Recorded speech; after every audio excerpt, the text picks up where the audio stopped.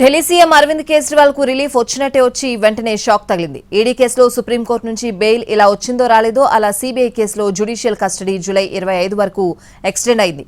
ED కేసులో bail వచ్చిందని ఆనందపడేలోపు custody time పెరిగి జైలుకే పరిమితం కావాల్సి వచ్చింది.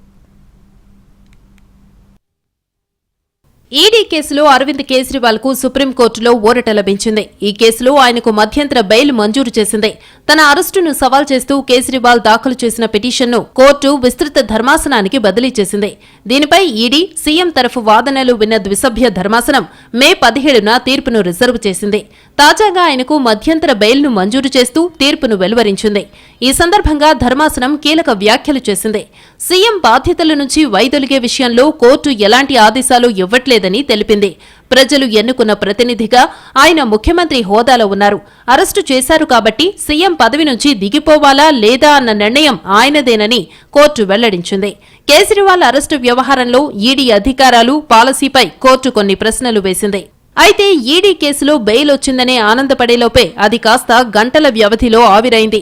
లిక్కర్ పాలసీకి సంబంధించిన సీబీఐ కేసులో జ్యుడిషియల్ కస్టడీని మరో 14 రోజులు పొడిగించారు.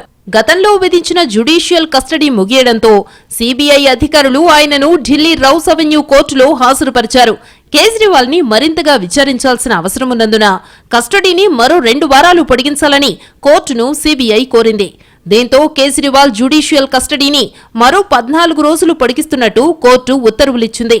ఈడీ కేసులో బెయిల్ లభించిందని ఆనందపడేలోపే కస్టడీ ఎక్స్టెండ్ అయి తీహార్ జైల్లోనే ఉండక తప్పని పరిస్థితి. మరోవైపు ఢిల్లీ లిక్కర్ స్కామ్ కు సంబంధించిన సీబీఐ కేసులో ఎమ్మెల్సీ కవిత విచారణ రౌస్ అవెన్యూ కోర్టు వాయిదా వేసింది.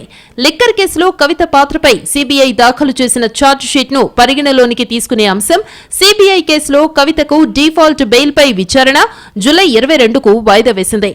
సీబీఐ ఛార్జ్ షీట్ లో తప్పులున్నాయని కవిత తరఫు న్యాయవాది పేర్కొన్నారు. దీనిపై సీబీఐ న్యాయవాది స్పందిస్తూ తప్పులు లేవని వాదించారు. ఛార్జ్ షీట్ ను పరిగణలోనికి తీసుకునే అంశం, కవిత డీఫాల్ట్ బెయిల్ కు సంబంధం లేదని సీబీఐ వాదించింది. ఛార్జ్ షీట్ తప్పుగా ఉందని మాత్రమే చెబుతున్నట్టు కవిత తరఫు న్యాయవాది వాదన వినిపించారు.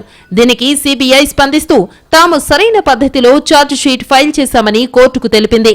అనంతరం Kavitha default bail, CBI charge sheet ను పరిగణలోనికి తీసుకునే అంశంపై జూలై 22న విచారణ జరుపుతామని కోర్టు స్పష్టం చేసింది.